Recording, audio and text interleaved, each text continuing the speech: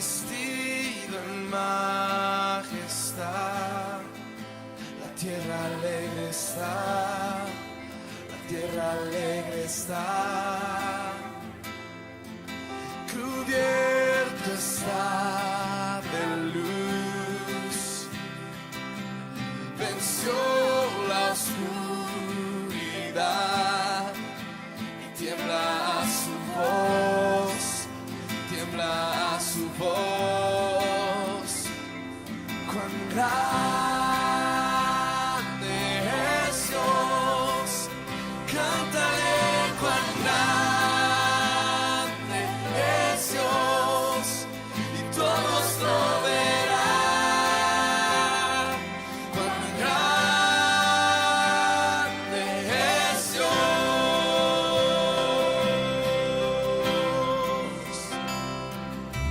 El esplendor de un rey,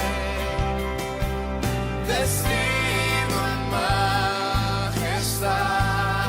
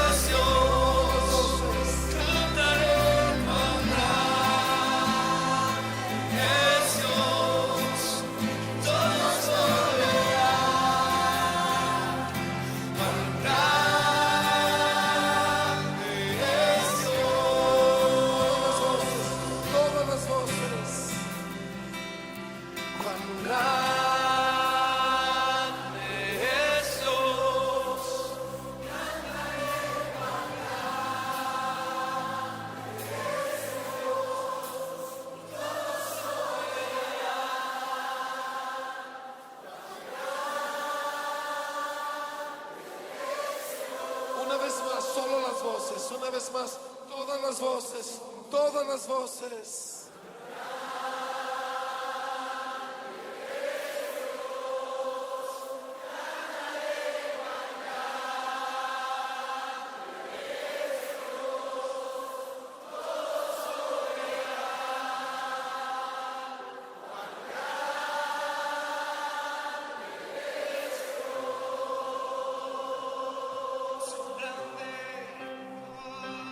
Cuán grande es Dios, cantaré cuán grande es Dios, todos lo verán, cuán grande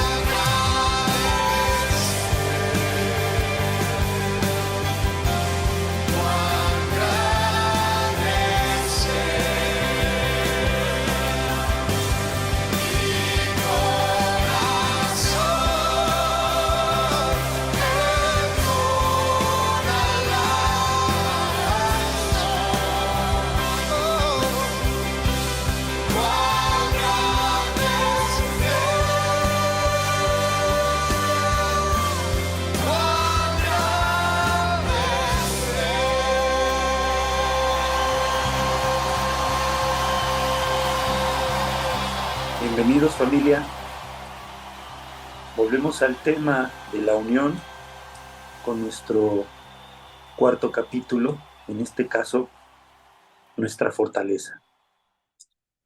Como hemos visto en los capítulos anteriores,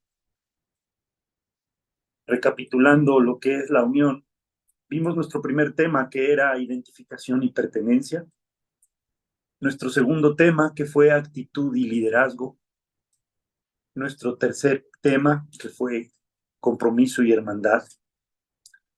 Y durante estos temas hemos estado viendo las instrucciones que Pablo de Tarso nos dio. Él nos entregó 25 instrucciones referentes a nuestra actitud hacia Dios. Y las primeras 15 fueron: ama a tu enemigo, vigila tu lengua, evita las peleas, lleva las buenas noticias, mantén tu posición, no busques tu propia gloria, ten autocontrol, elimina de tu mente el que dirán, transmite lo que has aprendido, aprende de tus tiempos en el desierto, evita las distracciones, observa y sigue las reglas, enfócate y trabaja duro, lee y medita la palabra de Dios y concéntrate solo en Jesús. Hoy vamos a platicar de lo que es nuestro esfuerzo. Las Los diccionarios y las personas que dan trabajos de coaching definen el segundo esfuerzo como la capacidad de cada persona o grupo de personas para sobreponerse a cualquier adversidad, al cansancio y a la sorpresa de lo desconocido. También lo definen como la capacidad de cada ser humano de absorber el sufrimiento supremo y bloquear el dolor espiritual y físico originado para dar ese esfuerzo supremo y alcanzar las metas. Otra de las definiciones del segundo esfuerzo se refiere a que viene de aquellos que logran reunir su pasión, su entrenamiento, su capacidad y unirlas a su fe. Estos logran alcanzar ese esfuerzo extra que hace la diferencia entre una persona o un equipo bueno y una persona o un equipo campeón, entre un contendiente y quien se lleva el triunfo. Esto es muy importante porque a lo largo de la historia hemos visto muchos ejemplos de esto.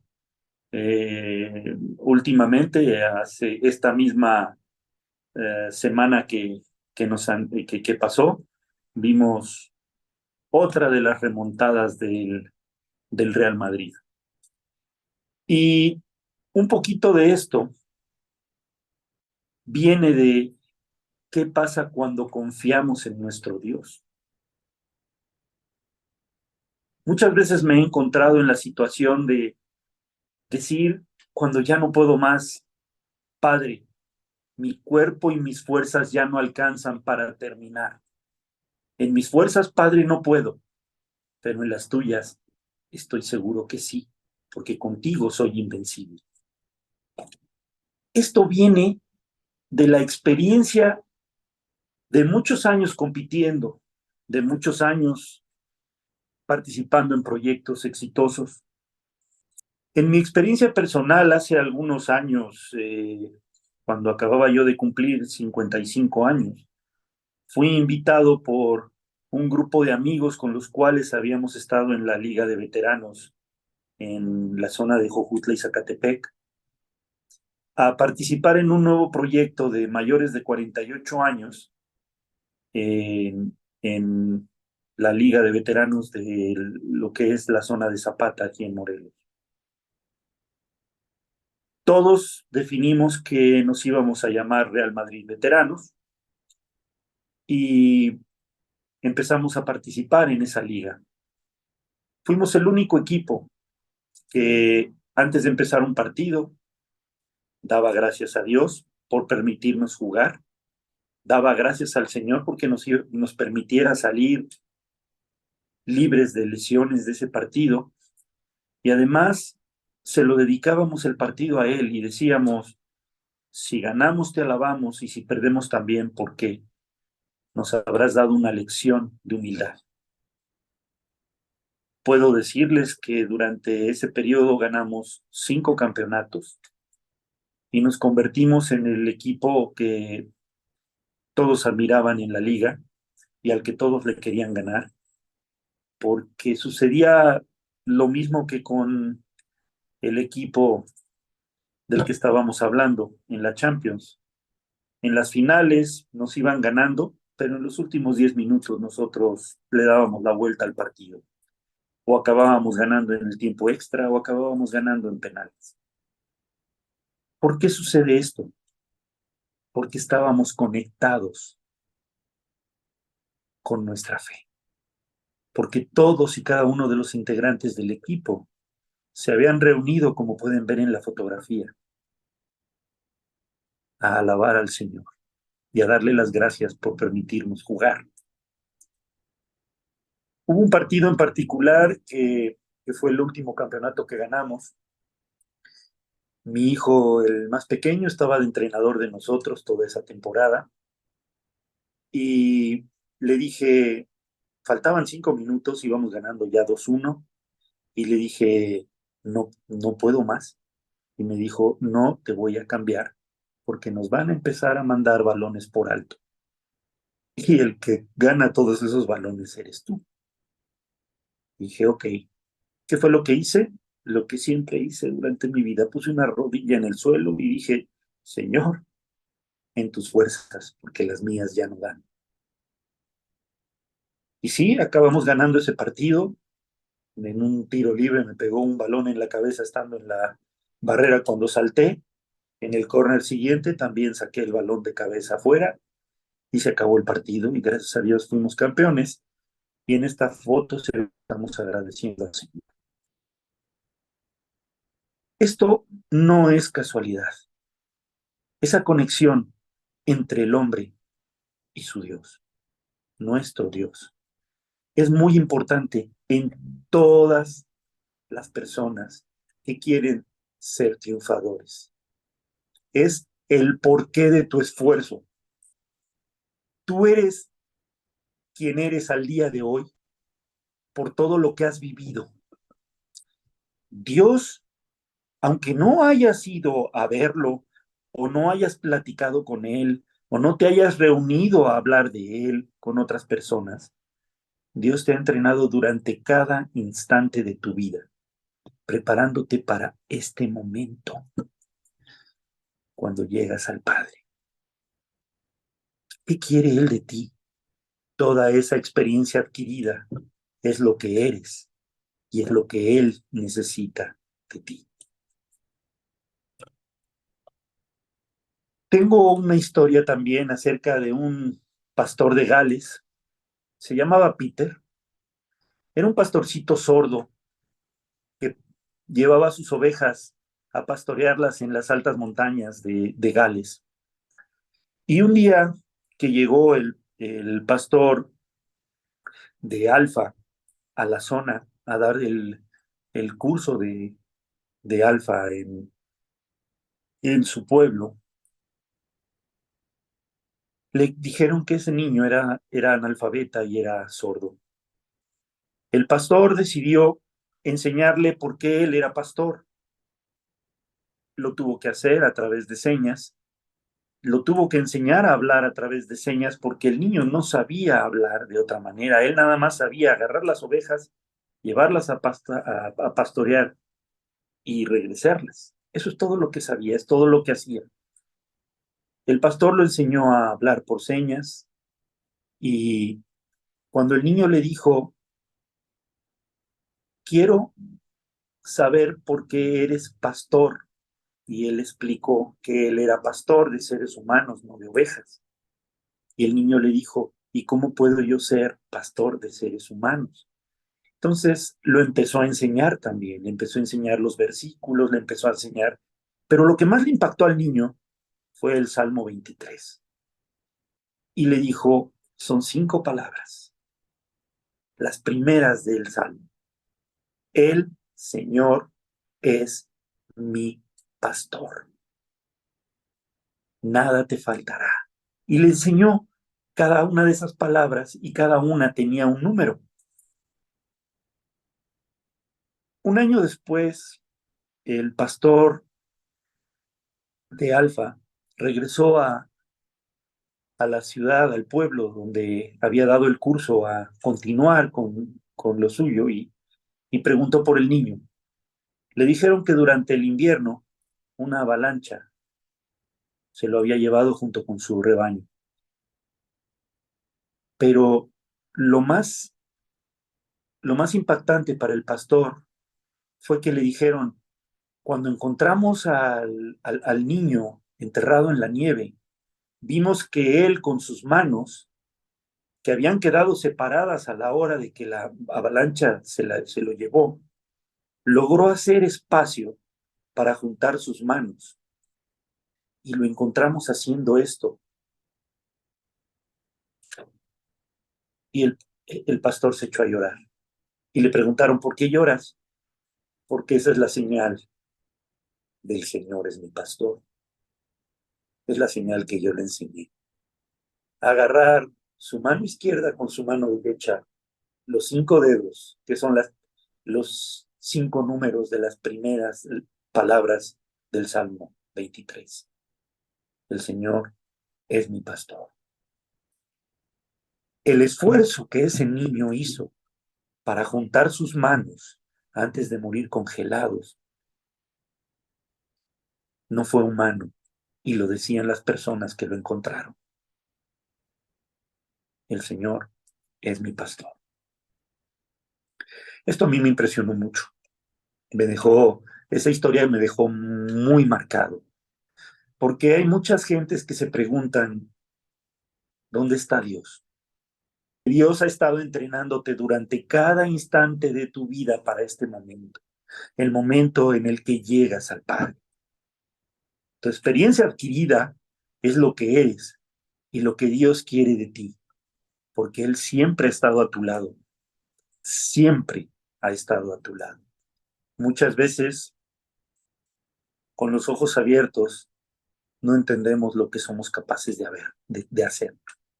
Cuando nuestros sentidos funcionan los 5 al mismo tiempo, tenemos muchas distracciones. Pero cuando tapamos alguno de los más importantes, podemos ver la fortaleza que viene del Señor hacia nosotros. Y vamos a platicar de otra historia, pero esta vez vamos a platicar de una historia que es la Biblia, el Éxodo, Números. El Señor sacó de Egipto a su pueblo, los llevó por todo el desierto camino a la tierra prometida. Los prepara durante todo el camino, los ayuda a vencer todas las dificultades en ese trayecto. Y estoy hablando de que se enfrentaron a los edomitas, se enfrentaron a los moabitas y a todos los hititas que iban encontrando en su camino. Después de todo esto llegan a la tierra prometida. Y el Señor le pide a Moisés enviar a 13 jóvenes de las tribus de Israel a recorrer la tierra que les había prometido. Lo harían durante 40 días y regresarían. Los jóvenes regresaron, pero 11 de los 13 llenan de temor con sus palabras al pueblo de Israel. Solo Caleb y Josué, que su real nombre era Oseas, pero fue llamado Josué por nuestro Señor, hablan sobre las maravillas que han visto. Ellos dos hablan de las maravillas que han visto y están decididos a conquistar ya la tierra prometida. Entonces los 11 convierten a todo el pueblo con sus palabras en un pueblo temeroso, un pueblo que deja de confiar en por qué el Señor los había preparado durante todo ese tiempo desde que salieron de Egipto para esas batallas que iban a enfrentar. ¿Y qué hacen? Se rebelan. Obviamente Moisés logró, orando, que el Señor los perdonara.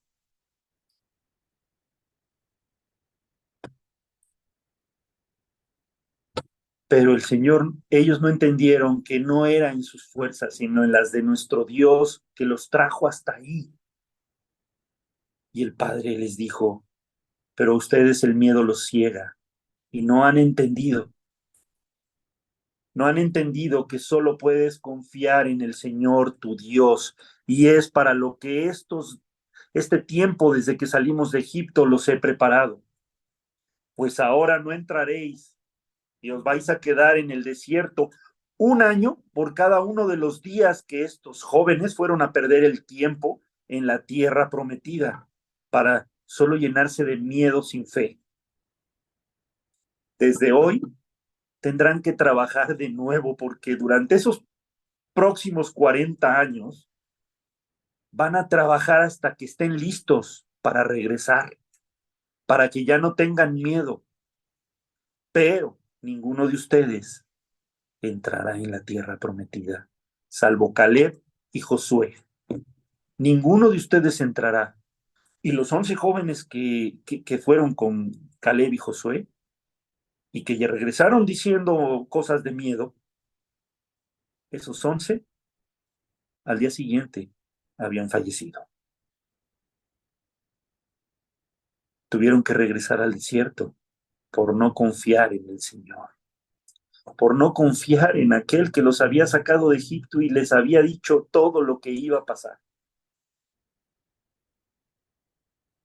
Solo confía en el Señor tu Dios. Recordemos el Salmo 25, 1-3 de David. A ti, Señor, levantaré mi alma. Dios mío, en ti confío. No sea yo avergonzado. No se alegren de mí mis enemigos. Ciertamente ninguno de cuantos esperan en ti será confundido. Serán avergonzados los que se rebelan sin causa. Ese es un ejemplo. David sí creyó a su Dios. Cuando su Dios le dice, ve y enfrenta a Goliat, que yo estaré contigo. David era un niño de 15, 16 años. Y no tuvo miedo de ver a semejante monstruo enfrente de él. ¿Por qué? Él tenía a Dios en su corazón y confiaba en él. Lo que no hicieron sus antecesores cuando llegaron a la tierra prometida. Solo confía en el Señor tu Dios. Toma un tiempo cada día para mirar al Señor tu Dios. Prepara tu día cuando inicia ante cualquier cosa que pueda suceder. Prepárate y pide al Señor misericordia, perdón, ayuda, guía y liberación durante ese día. Y verás cómo las cosas van a cambiar poco a poco. Podemos hablar más adelante de lo que significó el cambio del Viejo Testamento al Nuevo Testamento. ¿Qué nos trajo la gracia? Pablo le dice a Timoteo, esfuérzate en la gracia. Tú pues, hijo mío, esfuérzate en la gracia que es en Cristo Jesús. Estas fueron fueron unas palabras imponentes de aliento de que Pablo sabía que Timoteo necesitaba. Fortaleza y resistencia para el llamado que Dios le dio. Esta es una de las 25 veces en que Pablo le dice, esfuérzate a Timoteo a ser fuerte y a resistir su actual labor en Éfeso en ese momento. Timoteo era tímido de naturaleza y Pablo se quejaba de que frecuentemente esa timidez lo hacía retirarse un poco de su labor. Y por eso tenía que decirle tan frecuentemente, esfuérzate.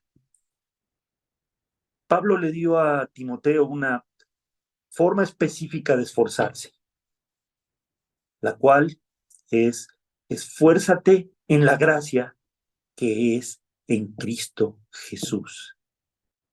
Esa es la fuerza que nosotros tenemos el día de hoy, gracias a quien dio su vida por nosotros.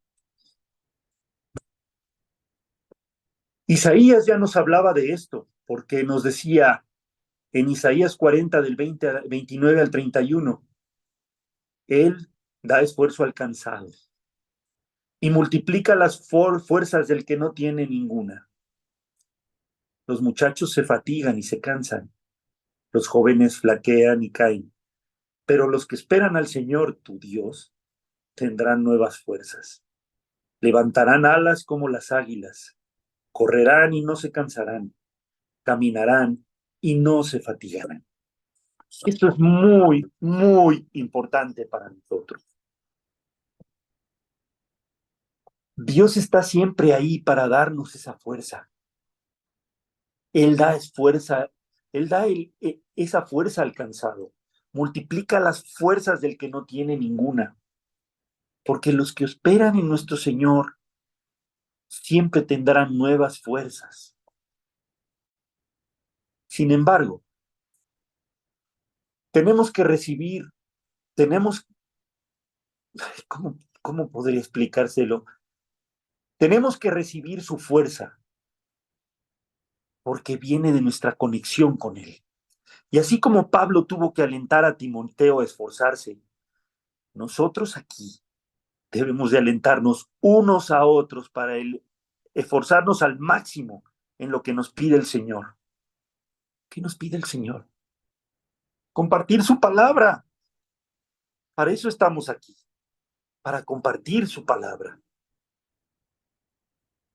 Pablo en Efesios nos dice, Efesios 6, 10 al 12, nos dice, por lo demás, hermanos míos, fortaleceos en el Señor y en el poder de su fuerza. Vestíos de toda armadura de Dios para que podáis estar firme contra las acechanzas del maligno, porque no tenemos lucha contra sangre y carne, sino contra principados y potestades. Dios hace el recurso de su fuerza disponible para nosotros. Sin embargo, ella no llegará si nos sentamos pasivamente y suponemos que Dios simplemente lo verterá sobre nosotros. Él no nos trae la fuerza mientras lo buscamos. Él nada más nos traerá su fuerza mientras lo buscamos y dependemos de Él. Y esa fuerza, unida a la nuestra, es lo que hace invencibles a muchas personas y a muchos equipos y a muchas familias. Eso es lo que tenemos que entender y es por lo que nos tenemos que trabajar entre nosotros para lograrlo. ¿Sí? ¿Qué es la gracia? La gracia tiene un significado muy simple.